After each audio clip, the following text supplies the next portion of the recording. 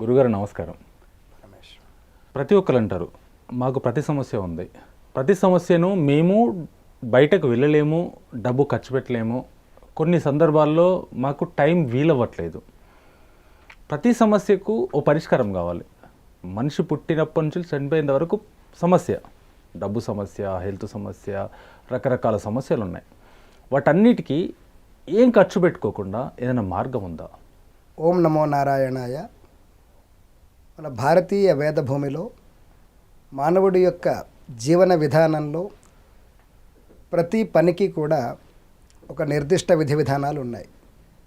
అయితే మన కర్మ సిద్ధాంతాన్ని అనుసరిస్తాం కాబట్టి మానవుడికి ముందు సమస్యలు ఎందుకు వస్తాయి, వాటిని ఎలా అధిగమించాలి అవును అనేటటువంటి ప్రతి సమస్యకి పరిష్కారం వేదం ద్వారా చూపబడింది.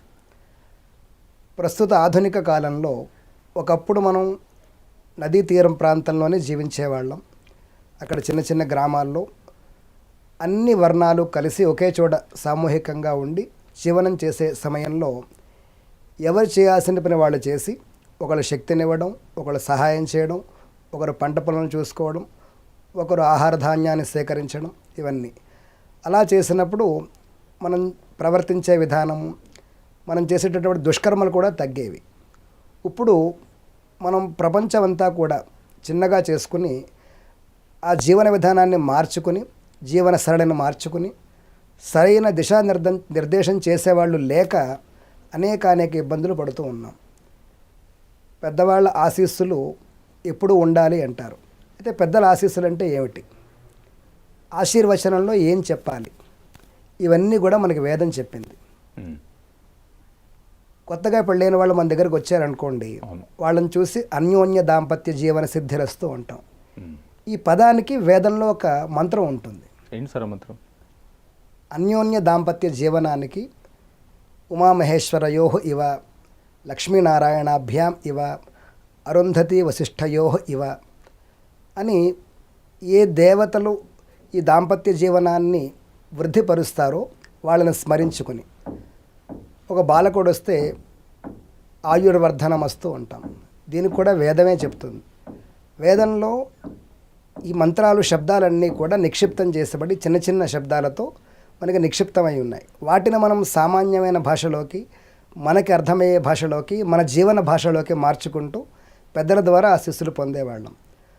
ఇప్పుడు మానవుడికి మీరు అన్నట్లుగా రకరకాల సమస్యలు ఉన్నాయి. అవును, మానవ జీవన విధానం మారిపోయింది, చాలా మారిపోయింది. మనిషికి ప్రస్తుత మన జీవన విధానంలో అనేక సమస్యలతో బాధపడుతూ ఉంటాం. అవును, వాటిల్లో ముఖ్యమైనవి మన జీవన మార్గంలో ప్రతి ఒక్కళ్ళకి కూడా ప్రాప్తమయ్యేది మొట్టమొదటి సమస్య ధన సమస్య, రుణ సమస్య.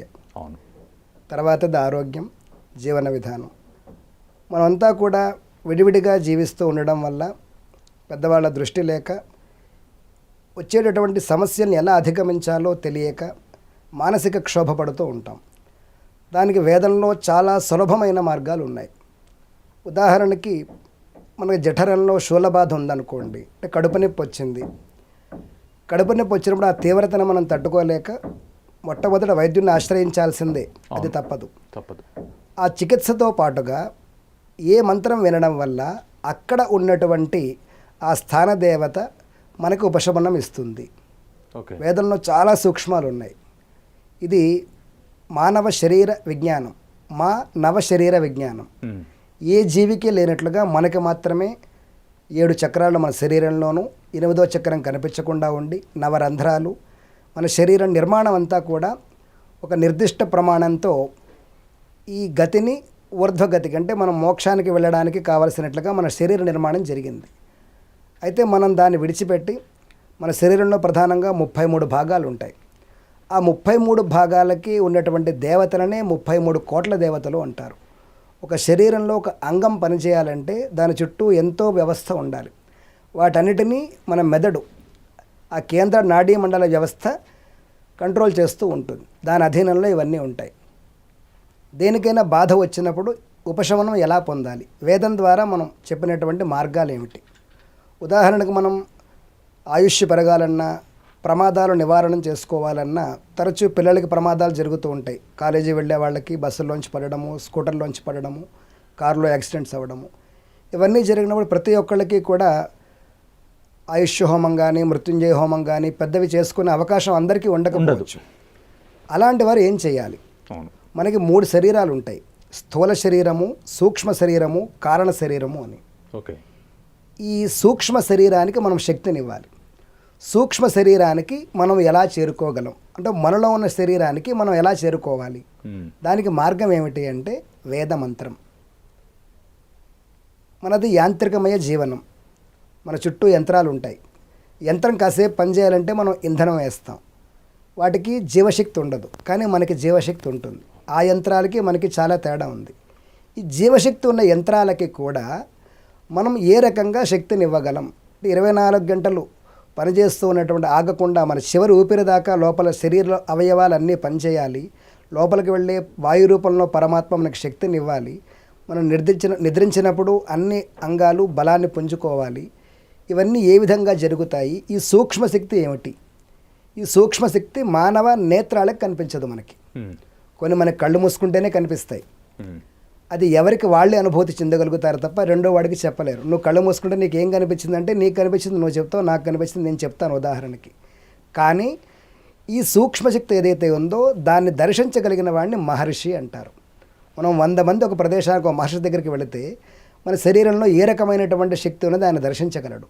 అటువంటి మనదైనటువంటి వైజ్ఞానిక భారతీయ మహర్షులు వేదరాశిని మొత్తం పరమేశ్వరుడి యొక్క అనుగ్రహం వల్ల వాళ్ళు ఆ ద్రవ్యరాశిని పొంది ఏ శక్తిని ఎక్కడ ఎలా ఉపయోగించుకోవాలో మనకు అందించారు. వేదంలో గొప్పదనం ఏమిటి అంటే మనకి పూజ చేసే సమయం లేకపోవచ్చు, అవకాశం లేకపోవచ్చు, స్థితి అనుకూలించకపోవచ్చు. ఏదైనప్పటికీ మనకు శక్తి కావాలి. అక్కడి నుంచి మనం లేవాలి, దాన్ని తట్టుకోవాలి. అంటే వేదం చాలా సూక్ష్మ మార్గం. వేదాన్ని వినడం. వేదానికి ఒక నామధేయం శృతి, అంటే అది చెప్పింది వినండి. వినడం వల్ల ఏం జరుగుతుంది? ఉదాహరణకి ఎవరికైనా ఒక బాగా రుణగ్రస్తుడు ఉన్నాడు, వాడికి ఫలానా వేదమంత్రం విను నాయన అని చెప్తాం. వాడు అంటాడు 108 సార్లు నేను విన్నంత మాత్రాన నాకు అప్పులు తీరిపోతాయా అంటాడు. అప్పులు తీరవు. అది నీ కర్మగతి వల్ల వచ్చింది. ఆ కర్మగతి వల్ల వచ్చిన స్థితిని నీవు తట్టుకోలేని స్థితి ఉన్నప్పుడు దానికి నీకు మందు కావాలి. ఉదాహరణకి తీవ్రమైన నొప్పితో మనం బాధపడుతూ ఉన్నాం, కాళ్ళలో చేతిలో. డాక్టర్ గారి దగ్గరికి వెళ్తే ఒక మందు ఇస్తారు. అక్కడికి ఆ బాధ నొప్పి అలాగే ఉంటుంది, మనకు తెలియకుండా ఆయన మందు ఇస్తారు. అలాగే మనం ప్రారంధం వల్ల వచ్చినటువంటి కర్మని తప్పించుకోవాలి అంటే వేదాన్ని ఆశ్రయించడం వల్ల నీకు సరైన మార్గం లభిస్తుంది. నువ్వు చేసినటువంటి కర్మ వల్లనే ఈ బాధపడ్డావు. నువ్వు దాన్ని తప్పించుకోవాలి అంటే నీ సూక్ష్మ శరీరానికి వేదం ఇచ్చినటువంటి మంత్రాన్ని వినడం అలవాటు చేసుకోవాలి. ఆ సూక్ష్మ శరీరం మాత్రమే వేద మంత్రాన్ని గ్రహించగలుగుతుంది. స్థూల శరీరంలో కేవలం నీ చెవులు వినడానికి ఇంద్రియాలు మాత్రమే. అలాగ మనం ప్రతి సమస్యకి రుణ విమోచనానికి వేదం ఒక అద్భుతమైన మంత్రాన్ని చెప్పింది. అలాగే మన శరీరంలో పురుష శరీరంలో 33 ప్రధాన భాగాలు ఉంటాయి. స్త్రీ ప్రకృతి, పురుష శరీరం కాబట్టి దానికి 33 ప్రధాన భాగాలు ఉంటాయి. ఆ 33 భాగాలకి ఒక్కొక్క మంత్రం నిర్దిష్టంగా చెప్పబడింది పరమేశ్వరుడి తత్వాన్ని బట్టి. ఆ శరీరంలో ఆ రకమైన బాధ కలిగినప్పుడు, ఉదాహరణకి మనకి కుడి చెయ్యి చూపుడు వేలు నొప్పి పెట్టింది అనుకోండి, దానికి ఒక వేదమంత్రం ఉంది.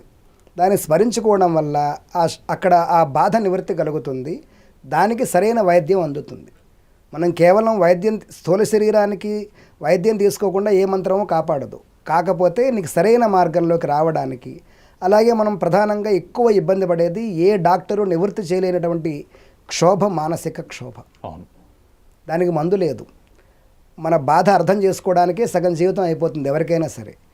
ఆ మానసిక క్షోభని దాటాలి అంటే దాన్ని రక్షించగలిగేది ఈ యాంత్రిక జీవనంలో మంత్రం మాత్రమే. అది వేదమంత్రమే. మననాతు త్రాయతే ఇది మంత్ర. ఏదైతే మనం మననం చేసుకోవడం వల్ల, మన మనస్సుతో దాని మీద లగ్నం చేయడం వల్ల, మనం వినడం వల్ల త్రాయతే, దానివల్ల మనం రక్షింపబడతామో దాన్ని మంత్రము అంటారు. ఈ మంత్రసిద్ధి రకరకాలుగా మనం సక్రమ పద్ధతిలో దాన్ని ఉపయోగించుకోకుండా దాన్ని విడిచిపెడుతూ ఉన్నాం. దాన్ని సక్రమ పద్ధతిలో మనం వినియోగించగలిగితే, మంత్రానికి ఇవ్వవలసినటువంటి గౌరవాన్ని మనం ఇవ్వగలిగితే, ఎంత మందు వేసుకున్నా మన మనస్సు ఆ మందుని అంగీకరింప చేయకపోతే ఎంత పెద్ద రోగమైనా తగ్గదు, చిన్న రోగమైనా తగ్గదు. ఎందుకంటే తీసుకునే మందు వల్ల నాకు స్వస్థత అవుతుందని గట్టిగా మనం అనుకోవాలి.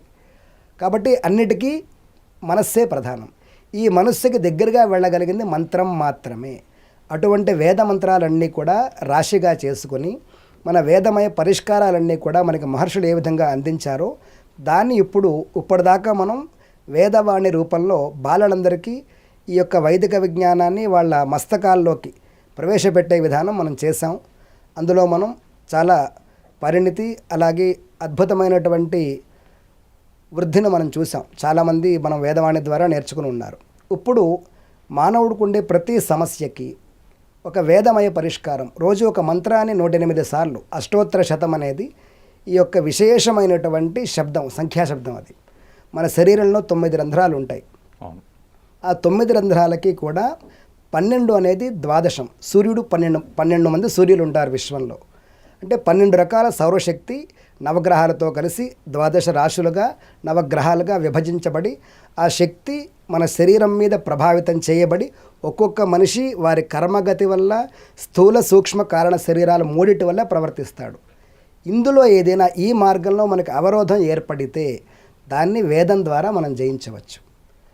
ప్రతి ఒక్కరికి మానవుడు అన్నప్పుడు సమస్య, మనిషి పుట్టిందే సమస్యలతో చనిపోయేంత వరకు సమస్యలు ఉంటాయి. ప్రతి సమస్యకు పరిష్కారం ఉంటుంది. ఒక సులభ దారిని వెతుక్కోవడమే మనిషికి కావాల్సిందే. ఇప్పుడు గంటలు టైం స్పెండ్ చేయాల్సిన టైం లేదు, ఎవరికి వీలవ్వట్లేదు. ప్రతి దానికి సులువుగా అయిపోయేది. మన వేదాలతోటి డబ్బు ఖర్చు అవ్వకుండా, ₹1 ఖర్చు పెట్టుకోకుండా, మీ టైం వృధా అవ్వకుండా ప్రతి దాన్ని సులభ మార్గంలో మీ సమస్యను మీకు ఒక చిన్న విధానంలో, వేదం విధానంలో మీ ముందు తీసుకోవడం జరిగింది. ఈరోజు గురుగారు మనతో ఉన్నారు. ప్రతిరోజు మీకు ఈ కార్యక్రమాన్ని, వేద సూక్తి అనే ఈ కార్యక్రమాన్ని ప్రతిరోజు మధ్యాహ్నం 12 గంటలకు మీ ముందుకు వస్తుంది. ఎవరు మిస్ అవ్వద్దు. అందరూ ప్రతిరోజు 12 గంటలకు, మధ్యాహ్నం 12 గంటలకు మాత్రం మీరు వెయిట్ చేయాల్సిందే. వెయిట్ చేయకపోతే మీరు మంచి కార్యక్రమాన్ని మిస్ అయిన వాళ్ళు అవుతారు. యూట్యూబ్లోనే కాబట్టి మీరు ఎప్పుడైనా చూడొచ్చు. కాకపోతే అదే సమయంలో వింటే చాలా బాగుంటుంది. వినండి. మీ సమస్యలు ఏమున్నా అందరికీ అన్ని సమస్యల నుంచి విముక్తి కావాలనే మా చిన్న ప్రయత్నం. ఇప్పటిదాకా వేదవాణి ద్వారా అద్భుతమైనటువంటి వైదిక విజ్ఞాన సంపదని మన బాలలకి పెద్దలకి అనేక స్తోత్రాల రూపంలో మనం నేర్పుకున్నాం. డివోషనల్ ట్రీ అంటే ఒక ఆధ్యాత్మిక మహావృక్షం. ఒక వృక్షంలో ఎన్ని శాఖలు ఉంటాయో అన్ని విధాలుగా ఇది మనలో ఉన్నటువంటి ఆత్మిక శక్తిని, ఆధ్యాత్మికత అనేది కూడా ఒక దుఃఖత్రయాల్లో ఒకటి. అయితే ఈ దుఃఖాల్లో ఉన్నటువంటి ఆధ్యాత్మికతను మనలో ఉన్నటువంటి దుఃఖాన్ని అధిగమించడానికి మనం ఎలా ఉపయోగించుకోవాలో దాన్ని ఇప్పుడు మనం వేద సూక్తి అనేటటువంటి కార్యక్రమం ద్వారా ప్రతినిత్యం పొందబోతూ ఉన్నాం. ఈ మంత్రం, ఈ విధానం కూడా చాలా అద్భుతంగా మీరు చక్కటి వేద మంత్రాన్ని చక్కగా ఆస్వాదించగలిగితే వేదము ఆ మంత్ర ఉచ్చారణలో, ఆ మంత్ర శబ్దంలో అది మన శరీరంలోకి ఎలా అనుసంధానం అవుతుంది అనేది ఎవరికి వాళ్ళు తప్పనిసరిగా అనుభూతి పొందుతారు. ఉదాహరణకు మనం మృత్యు భయం కానీ, ప్రమాద భయం కానీ ఉన్నప్పుడు త్రయంబక మంత్రాన్ని చదువుకుంటాం అప్రయత్నంగానే. ఎక్కడైనా భయం వేస్తే ఆ మంత్రం చదువుకోగానే ఒక రకమైనటువంటి ఆత్మస్థైర్యం మనకు వస్తుంది.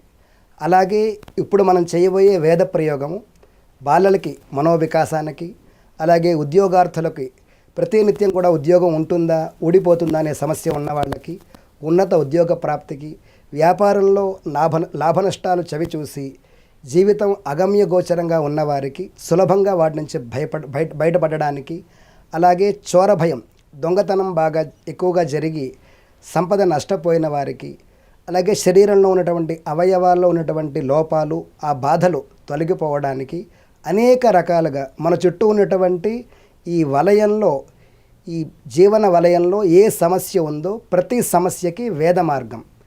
ఇది అత్యంత సులభమైనటువంటి విధానము. వేదమంత్రాన్ని మీరు వినడం, వేదం అంటేనే శృతి, అది చెప్పింది వినడం. దానికి ఉన్నటువంటి నియమానుసారంగా ఎంతవరకు మనం వేదమంత్రాన్ని ఎలాగ వినొచ్చో ఆ నియమాలన్నీ కూడా చెప్పి ప్రతినిత్యం కూడా మీరు ఈ వేదమంత్రాన్ని చక్కగా విని వేదమయ జీవితానికి వచ్చి మనలో ఉన్నటువంటి ఆధ్యాత్మిక చైతన్య శక్తిని జాగృతం చేసుకుని విశేషమైనటువంటి విజ్ఞాన సంపదని, మనకి వచ్చేటటువంటి అన్ని రకాల సమస్యలకి ఇదొక పరిష్కార మార్గం చూపెడుతుంది. వేదం వినడం వల్ల ఇప్పటిదాకా మనకి ఏదైనా సమస్య వచ్చినప్పుడు అనేక రకాల రెమెడీస్ మనం చాలామంది చెప్తారు. వాటిని మనం కొన్ని ఆచరించగలం, కొన్ని చేయలేం. అలా కాకుండా కేవలం వినడం ద్వారా కాస్త మనం సూక్ష్మ శరీరంతో ఆ మంత్రం మీద ధ్యానం పెట్టడం ద్వారా మనకు ఏదైతే చైతన్య శక్తిని కలగజేసి మన సమస్యను దూరం చేస్తుందో అటువంటివన్నీ కూడా వేదరాశిలోంచి తీసుకొచ్చి మనందరికీ కూడా అందించేటటువంటి ప్రయత్నమే ఈ వేదవాణిలోంచి వచ్చినటువంటి వేద సూక్తి. దాన్ని ప్రతి ఒక్కరూ ఆదరించండి. మన సమస్యలన్నీ కూడా చక్కగా పరిష్కరించుకుందాం. అద్భుతమైనటువంటి ప్రశాంతమైనటువంటి జీవనాన్ని పొంది మనకు కావాల్సిన ప్రతి సమస్యకి ఇందులో పరిష్కారం ఉంటుంది. మనకు కావలసినటువంటి ధర్మబద్ధములైన అన్ని కోరికలు తీరడానికి కూడా ఇందులో పరిష్కారం ఉంటుంది. దాన్ని చక్కగా ప్రతిరోజు వచ్చేటటువంటి ఒక పరిష్కార మార్గాన్ని చూపిస్తూ ఆ వేదమంత్రాన్ని చక్కగా వినడం మనం అలవాటు చేసుకున్నప్పుడు మనలో కూడా చైతన్య శక్తి కలిగి మనం ఎటువంటి పాపకృత్యాలు అధర్మకృత్యాలు చేయకుండా మనల్ని నియంత్రించగలిగే శక్తి ఆ వేదానికి మాత్రమే ఉన్నది.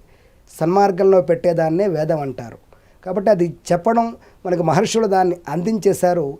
దాన్ని రీసెర్చ్ చేయాల్సిన పని లేదు. మనకి అందించినటువంటి విజ్ఞానాన్ని, ఆ పండినటువంటి ఫలాన్ని తీసుకోవడం మాత్రం మన చేతిలో ఉన్నది. కాబట్టి ఆ ఫలాన్ని అందించడానికి వేదవాణి ద్వారా, డివోషనల్ ట్రీ వేద సూక్తి ద్వారా మీకు అందిస్తూ ఉన్నది. ఆ ఫలాన్ని మనం అందరం పొందుదాం.